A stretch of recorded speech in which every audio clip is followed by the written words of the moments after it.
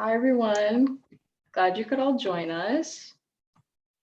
I think we're just getting settled in here. All right, well, let's get started with giving you some background information on our speakers for today. So Izzy Boudnik is a graduate of the University of Wisconsin-Madison, where she graduated with a bachelor's degree with honors in political science and education policy. She is joining us today as a master's candidate at the University of Pennsylvania Graduate School of Education. We also have Madeline Waters. Madeline Waters is a graduate of Sierra College, where she graduated with associate's degrees in social and behavioral sciences and in natural sciences. She's joining us today from California State University, Sacramento, where she is studying nutrition and food with an emphasis in dietetics. Welcome, you two. All right, let's start with some introductions. Could you both tell us all a little bit more about yourselves? Do you want to go first, or do you want me to go first? You can go first. Okay. All right. So yeah, my name is Madeline Waters. I go by Mads, and I am the president of my local chapter at Sac State, Swipe Out Hunger. And I'm also, a behavioral interventionist for kids with ASDs. And I genuinely got involved, with food insecurity because I was super, I'm so sorry. I'm getting ahead of myself. That's like not a part of this question. I'll pass it over to Izzy. Yeah, okay, so I'm Izzy. How did my journey with food insecurity start? So first of all, I think most of what I do is based on the fact that I'm a first generation low income college student. I was raised by a single mom, and all of that was really informative to my college experience. It made it very different from that of my peers. But I actually had no idea that could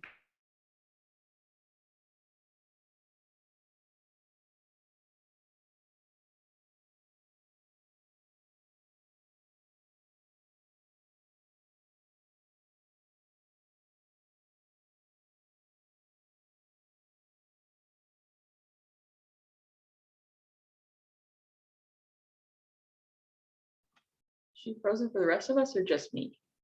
Yeah, she's frozen. I wasn't sure either.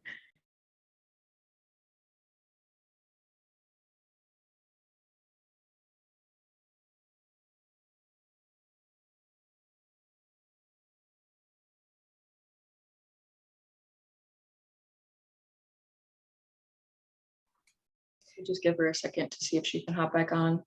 I was just going to say it may be, she may need to reconnect. So why don't we go ahead and Jackie, if you want to continue the conversation with Mads, we can get, yes, Izzy back in with us. All right. Well, Mads, you started to talk a little bit about the next question, but that was what empowered you to take action on your campus to address college food and basic needs insecurity? Yes, okay. So sorry about that, getting ahead of myself. Oh, she's back. Okay. So basically, I was empowered to address food insecurity because I myself was food insecure for a while. However, I didn't understand that I was food insecure until I found out about Swipe Out Hunger, and they were talking about how nationally people or students specifically are food insecure. I was working part-time at a Starbucks and Lifetime in Folsom, California. And I was also the vice president of my Muslim Student Association, being a full-time student and everything as well. And I was feeling like everyone else's life was kind of like mine, very much a struggle.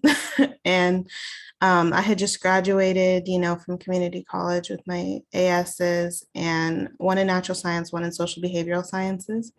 And I was on track to graduate from dietetics in 2023 when I had this weird, astronomical shift kind of happened to me. My life became less perfect. And, in September of 2019, I started to get very sick. I started to have, stomach problems, head problems, everything. Like my whole body felt like it was shutting down. I was sick for like a couple weeks, then a couple months, and then, you know, it turned into like a year. And then in the span of like 6 months of being sick, I went from having just like a single diagnosis of, you know, asthma to having H. pylori, having hypertension, intracranial hypertension, pseudotumor cerebri, bilateral papilledema, a partial hiatal hernia, OCD, ADHD, anxiety. Like I was getting hit with all of these different diagnoses. And then you throw in the pandemic, and I felt like I was kind of spiraling. So in the summer of 2020, that's when things started to change, and I realized that I was food insecure. I still currently have all these conditions and everything, but now I have access to food. And I didn't realize how big of a problem not having food was and how it was affecting my health. And for me, that's when I decided, you know, like, I need to get involved. I need to advocate for people who don't have food so that they don't go through what I went through, so that they don't develop conditions like mine. That's kind of where that all came from. Thank you for sharing your story. That's really enlightening. Izzy, if you want to, now that you're back, if you want to talk a little bit more about your background and what inspired you to take action on your community. Yeah, so I have no idea what anybody heard. I am so sorry about that. You would think that I'd had my internet figured out by now, but it's just not great in my apartment. So I will start from the beginning. Sorry if I'm repeating myself to all of you. Yeah, so my whole thing is about being a first generation low income student. I was raised by a single mom, and I had no idea that those labels or that background was really going to have a huge impact on my college experience, but it did. And it made my experience in college very different from that of my peers. And so kind of from the first moment I stepped foot onto UW-Madison's campus, I became like an activist and a person who was talking about these issues a lot and writing for the campus newspaper and doing all these different things. And it wasn't until my junior year that I got more involved with the food insecurity work that was happening on campus. A friend of mine knew that I was interested in first gen issues. I knew, vaguely from my education policy classes that food insecurity was an issue that affects that population more than others. And so I applied to become the external director of our food pantry on campus, and I ended up getting the position. However, I started right as COVID started.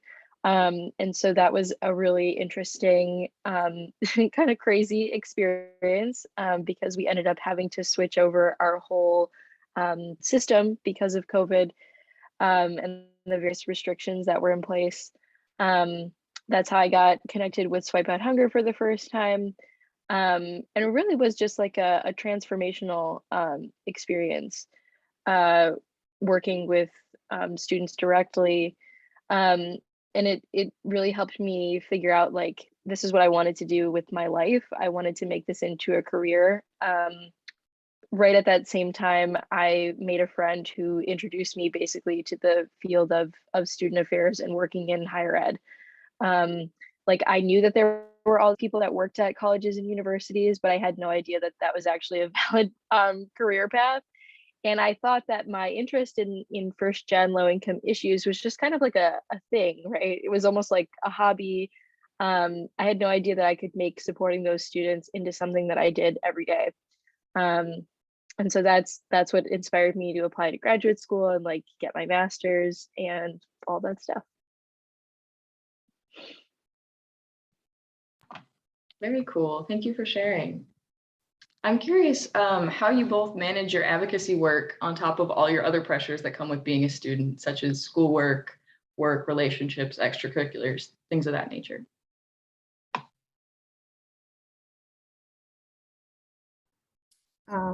There is a truck driving by really loud outside, so let me know if you can't hear me. Is it good? Okay, cool. So, for me first, I had to identify my why, like, why am I doing this? And once I knew why I was doing it, everything began to like fall into place for me. Opportunities such as this just, began to like fall out of the sky, and I was able to speak out and share my experience. And that kind of paved the way, like I was able to, it sounds kind of cliche, but just like take things one day at a time, and not think too hard about like, oh my gosh, this is just one extra thing. It really just kind of like when it's tied into the fabric of your being, it's not one extra thing. It's literally just like brushing your teeth. So that's kind of how I deal with it. And apart from clichéness, mental health is very, very important. Like I had to take time for myself. I had to make sure I was sleeping, eating, doing all the things that you're supposed to do. Because when you're taking on a bunch of different things, you also tend to neglect yourself. And so mental health is just very crucial, never losing sight of where I'm at. Yeah, I was going to say that as well. I think when you have a personal connection to the work, it makes it a lot easier. But I will also say that like the emotional labor can get exhausting at times. And I think that there are a lot of things that administrators can do to help reduce the burden on students like Mads and I. The first one being, compensating students for their time. And this doesn't have to be like an hourly position, right? If you have a student who's part of a working group and you're only meeting like once a month, like that doesn't really make much sense. But like, you can offer them like a gift card or something like that, just as like a token to show that, their time is valuable. And we talked in the earlier session briefly about like time poverty. I think that's a really good way to address that, and like just acknowledge and recognize that students have a lot going on. That's like the first step, actually. Like I would have just appreciated while I was an undergrad if administrators had said like, hey, I realize that you have a lot going on and we really appreciate you being here. And sometimes I didn't even get that. So sort of starting small and moving up. There was one other thing I wanted to mention also.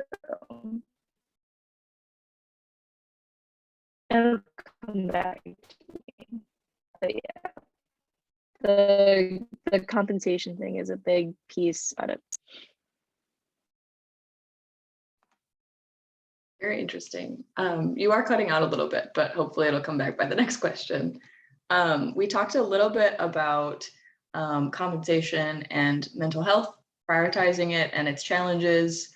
In your advocacy work, would you guys say that those are one of your biggest challenges, or there are other challenges and other successes in your advocacy? Yeah. Oh, no, you can go ahead. Okay. Yeah, I was thinking about this, and I think for me, the biggest challenge I had while advocating was helping people see food insecurity and other issues like that as a systemic issue. I ran into the problem many times where administrators would come around when it was time to gather donations for like Day of the Badger, which was like a big fundraising day for us, because it was easy to kind of pull students' sob stories essentially, and get people to donate. And they would just like throw money at us, which is great. We love money. We love being able to provide more resources for our students, but like nobody was asking those questions of like, why does this issue even exist on our campus? Why does it continue to persist if we're throwing money at the problem? And the answer is like, that's not the solution, right? And so that was a real struggle for me. The other thing being, UW-Madison is a PWI. It's majority students who are middle and upper class, and people didn't understand how an issue like food insecurity could exist in a place where lots of the students are wealthy, or have enough of that's not everyone's experience or us.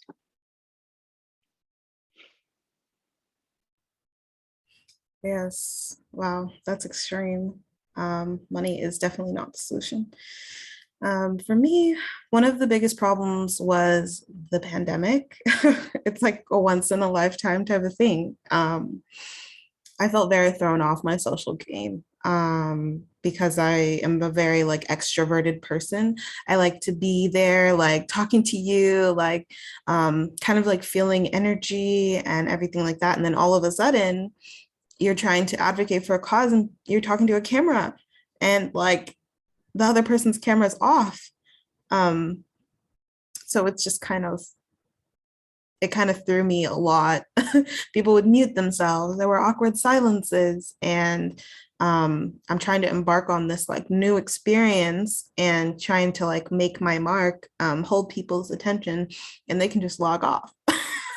So it was very interesting, and I had to learn to be comfortable in front of the camera and learn to be able to captivate people's attention, and different things like that, so that I could speak for people who can't speak for themselves. And I was able to, out of that, really hone my social skills and come into one of my greatest successes, which was being able to share the truth about food insecurity and what it does to people like me, like Izzy, and just kind of like tell people point blank, like, this is what it is. It's not going to change, like, unless we take the time to change it, like work on it. And that was huge. That was like a very big success for me. I was able to begin Swipe Out Hunger, a chapter on my campus as president. So that was amazing. Yeah, and I don't want to like focus on the negative too much. So I'll talk about one of my successes also. And it was born out of the pandemic. So it was nice to see that in such a horrible situation, good things could still happen. And that was actually, I really enjoyed, working at our pantry during COVID, because it made me feel like I could do something in a hopeless situation. Like I could be there for students and like provide for them when they were in really great need. Not that the need wasn't great before COVID, but it was obviously, exacerbated by everything that was going on. And in particular, we had this project where, students were not able to go home for Thanksgiving. And this was not only like a lack of food thing, it was also a mental and emotional thing. You're not able to go home and be with your family like during this holiday and take a break from being on campus. So we started this initiative where students could sign up online for Thanksgiving themed bags. And so, they could say like, oh, I want like a stuffing mix or like a green bean casserole mix. And we would pack bags for students that had all of the ingredients for those things in it. And that ended up being, widely publicized to the university community and to the surrounding community in Madison. And I think it was just really cool, not only that we were able to help students in this unique way that we hadn't done before, but also really get the community involved and kind of shine a spotlight on this issue. So that was pretty awesome.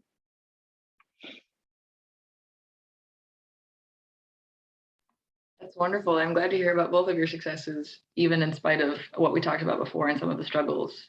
What advice would you guys have for students hoping to get involved with advocacy for food and basic need security on campus? Could you offer any advice to students at universities with existing advocacy groups versus those who might not have those groups to meet other people with similar goals? This one is super complex. I would say, just start basic, figure out what type of advocacy you're interested in. Is it grassroots? Or is it more like policy? Is it grassroots policy? Like, figure out like what it is that you want to do. And then, I'll go back to what I did, which was like finding my why. You know, finding your why can help you through the hardest of times. So figure that out. Figure out if like you're struggling with basic need, insecurity, food insecurity.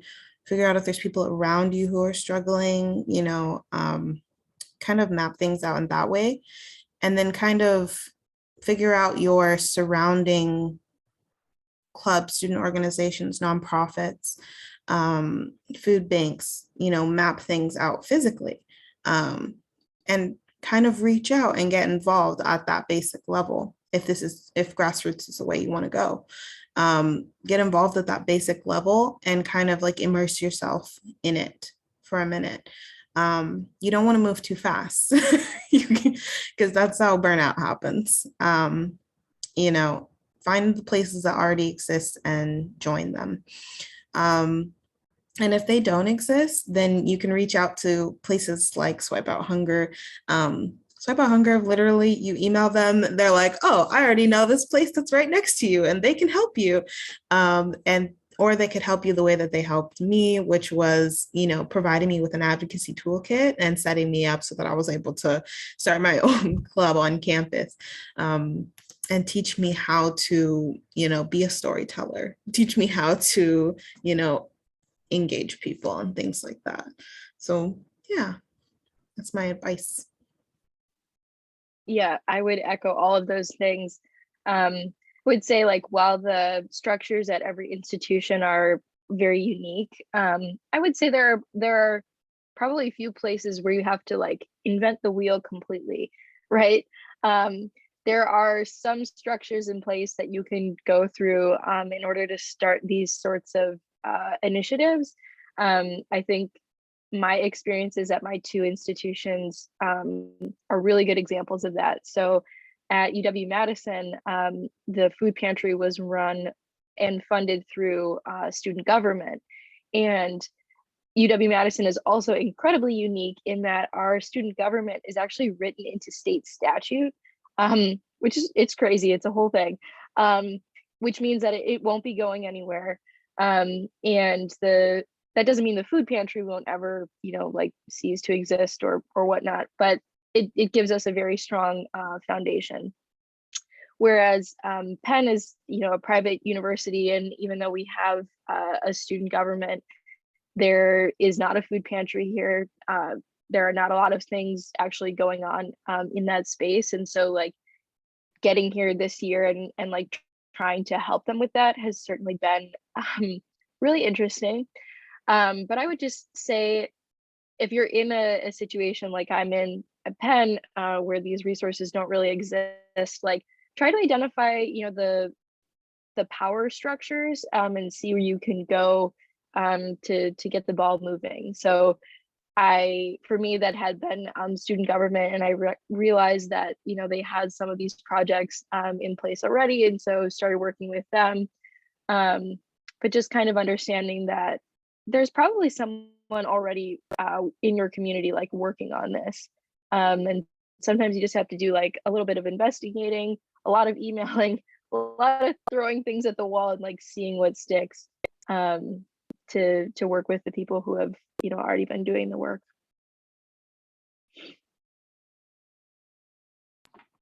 That's awesome advice, both of you. Thank you for sharing. I know myself as a student, that's really interesting to know, and I'm sure other students in the group think the same.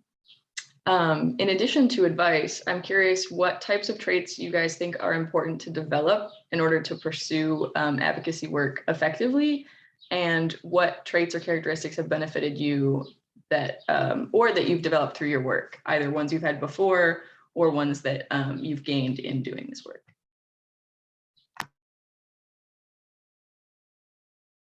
Another complicated question. Did you want to go first or you want me to go? You can go. I'm still developing my thoughts. Okay, sounds good. So I'd say like the key ones right off the bat is having a strong backbone. Um, People will come along and they will plant unintentionally seeds of doubt. And having that strong backbone, knowing your why, that's crucial because what you're doing is important. And you can't refute that. There are facts. There are literally facts that show people are struggling. So just having that backbone and like standing up for what you believe in, no matter what comes across your path, that'll just get you through. And then everything else, I think, kind of, I don't know, I can't think of anything else, any other special traits that you need to have. That's just the one that like I focus on the most.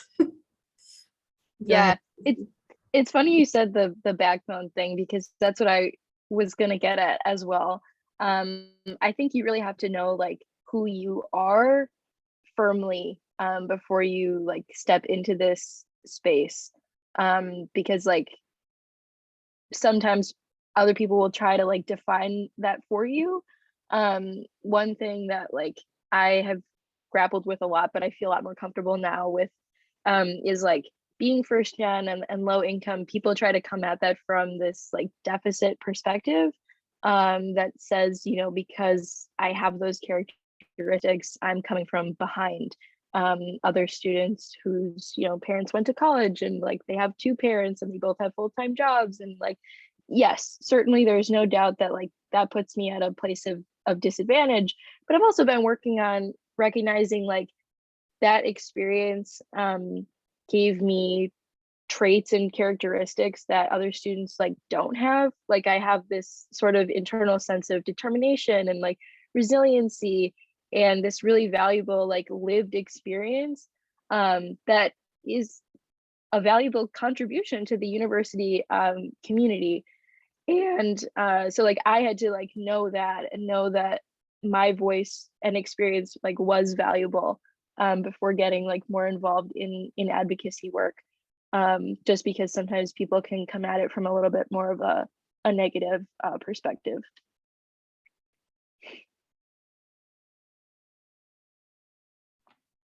That's really interesting to hear that both having a backbone and defining yourself and what you're going to bring to the table are really important aspects. I'm curious how your colleges and universities have responded to you having a backbone and defining the advocacy that you want on campus.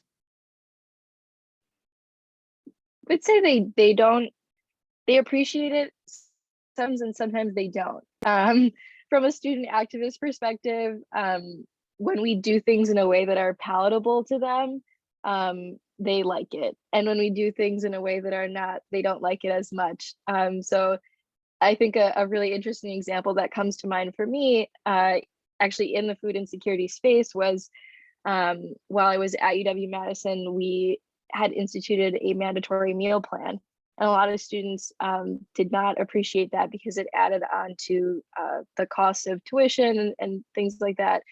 And so there were these sit-ins and protests in our dining halls. And you know, the purpose of a sit-in is to disrupt like your normal everyday life. And so you know, university police were there and students were not pleased because they were being interrupted from like getting their food and stuff. But you know, we were taking a stand and having that backbone and showing them that we were really serious about preventing this from going forward. And like, while it got their attention, I don't think they liked it. Like, I think they would have preferred that, you know, we were in committee and we were like writing emails and writing op-eds and we were doing all of that stuff too. But at the same time, like sometimes you have to do things that are more serious to like truly get someone's attention. Yes, that is very true. There's so many different sides of this coin. So basically, I've never had any experiences that were like that. Everything has been very easygoing, like unrealistically easygoing. They're like, here, shut up, just take this, you know, like take these tokens, you're good. But no, like they created a pathway for me to just walk down. I've interacted with staff and admin alike, and everyone's been very, very kind. I even actually ran into some random guy at my coffee shop, and he was like, "What are you doing?" Da, da, da, asking me about my life. I was telling him, and apparently he knew someone who was an admin at the school who like also helped pave the way for me, which was just like out of nowhere, kind of randomness, but it just kind of happened. And that was a huge part of like what I've been doing as well.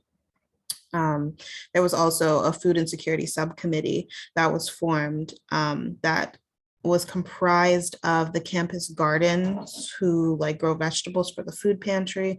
It was comprised of the food pantry assistants, food pantry administrators, and then the the people from the dining commons, and actually like the people who distribute food to the dining commons, like the companies.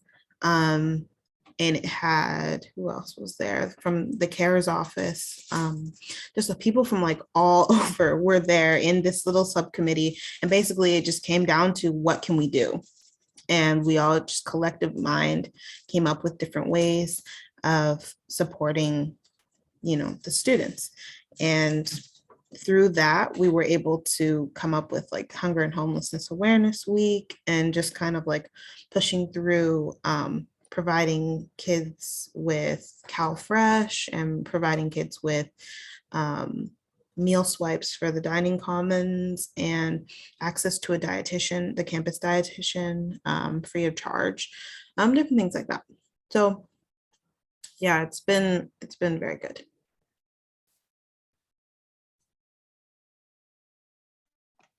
Thank you for sharing both of your experiences. I know they may be similar and different in some aspects, but it's interesting to hear a wide variety of perspectives. I really appreciate all of your in-depth responses for our questions thus far. I think at this point, we're probably going to transition into Q&A from the audience. Steph, if you'd like to start pulling questions from there. Yes, absolutely. There are a couple questions in the chat, which I will, at this time, direct to our panelists. One question is in regards to student awareness about food initiatives on campus. So Jackie writes, at my school, our food pantry isn't mandated as a listed success resource on syllabi. As students, how would you like someone to explain what a campus food pantry is? Or what would you like campus staff to be mindful of when trying to engage you with this resource? And I will send that to Izzy first, and Mads next. Yeah, I think one thing that opened my eyes was actually learning what the definition of food insecurity is.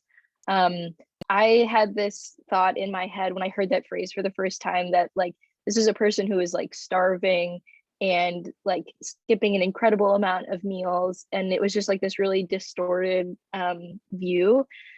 And then when I actually learned, you know, I don't have the official like USDA definition memorized, but it's not, it doesn't have to be like that intense. It's like if you don't have regular access to nutritional food, and if you find yourself like fairly regularly skipping meals, then like you may fall into that category.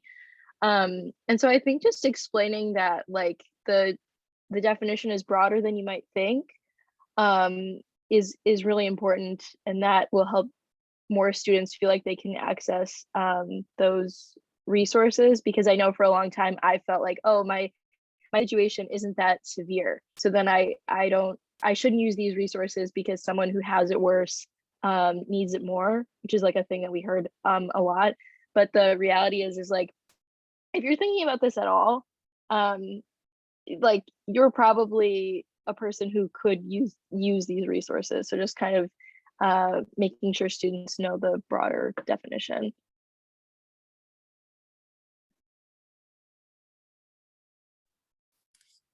Yeah, so I just want to go back to the question and make sure that I have it right, because I feel like there were two questions in there and I missed the first one. Do you mind stating it briefly? Sure. The question really centers on, how would you like someone to explain what a food pantry is, from a student perspective? What would be most helpful? And then the follow-up to that is there, anything that we need to be mindful of as campus staff when we try to engage students with this as a resource? Okay, yes.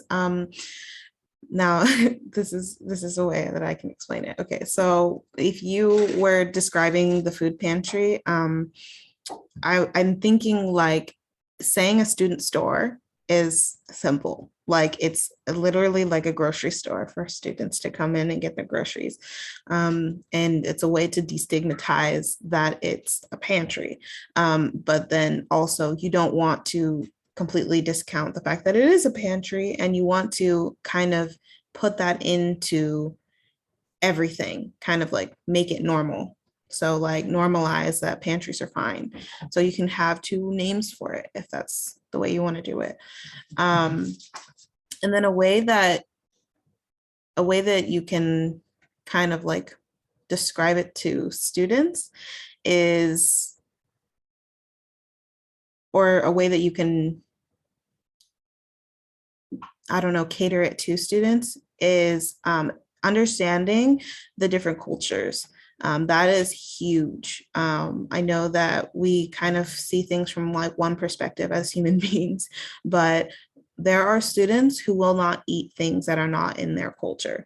There are, like, for instance, I eat halal food. If you don't know what halal food is and you're running a food pantry, then you're completely discounting an entire section of people.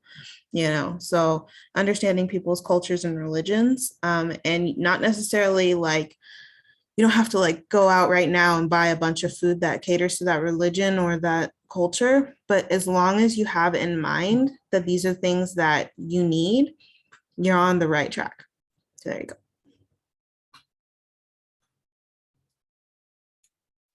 Thank you. Thank you both so much. Another question we have here from Lauren: what specifically would you suggest that colleges or universities need to say and do to support the understanding that self-care is fundamental to academic success?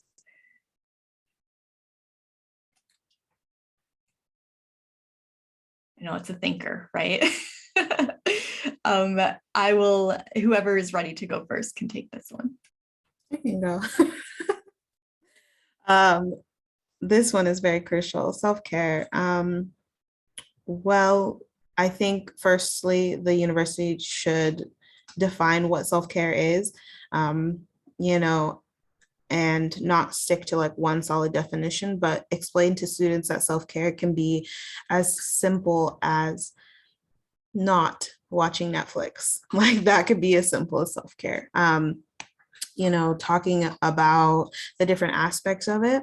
And then finding maybe a student group on campus that can really push the initiative forward of self-care, holding IG lives about self-care, weekly IG lives, holding just like an Instagram account for the school, like that handles different aspects of self. Find that Instagram and have them post weekly posts about sleep tips, different things like that. Kind of find the different facets of self-care and then implement them into the fabric of the university and through the students is how you can kind of like push that forward. Yeah, something I was thinking about is the role that faculty play in this like academic self-care. I often wish that my professors understood more like what my experience as a student was like. And if they're teaching a lecture of 400 students, they don't have a chance to understand and like know me personally. So I wish that universities did more like I don't want to say sensitivity training because I don't like really like that phrase, but I like that sort of thing, to teach faculty about like the experiences of food insecure students, of first generation students and students in other like minoritized groups and stuff to like explain what we're going through, like while we're trying to make it through their class. Because I feel like if they did understand that, they would navigate certain things that have to do with this with more understanding. So they would understand more when a student needs an extension, or they're not as engaged in class or something like that. And I think like that sometimes gets overlooked because we want to like create programming or something like instead. But the faculty like do really play an important role in like changing that culture. Yes, thank you so much. Amazing insights. And I know some folks are needing to drop off. So, we're coming to the end of our time, and I just want to offer each of you the opportunity to have some final words, impart some final wisdom on us. Thank you both for being here. And once we'll do that, we'll conclude and move on to our next sessions. I think we have a break next, but yeah, Izzy, would you like to give us some final thoughts today? Sure. I just want to say, like, not everyone knows about or is willing to engage in conversations on these issues for a variety of reasons. Like maybe it makes them uncomfortable, or maybe they don't think they're significant enough to talk about. But by having this event and being here at this session really gives me hope that there are people who want to be engaged in these issues and like want to fix them. And that is just really helpful, because sometimes, when you're dealing with university administrators, it can feel very hopeless. It can feel very much like an uphill battle. So I just want to say, like, thank you for taking the time out of your day to be here and to listen to us. It's very appreciated. Yeah, and then I'll just say that thank you for the questions. And I don't know, kind of the one thing that sticks out in my mind is perspective. Just keep your perspective open. See things from a bunch of different angles and not just one, and kind of, that applies to whether you're a staff or student, whether you're an advocate or not. Just keep your perspective open with the people that you're talking to and the things that you're doing. And that'll definitely influence change in food and basic need and security in the future. So thank you all for being here. Thank you. Thank you, Izzy. Thank you, Mads. And thank you, Jackie, for moderating the conversation today. I echo the thanks to all of the attendees for taking your time to join us. At this time, we'll transition to the break, and you can click on the next session in the Whova app to get to where you need to go next. Thank you all so much. Have a great rest of your day.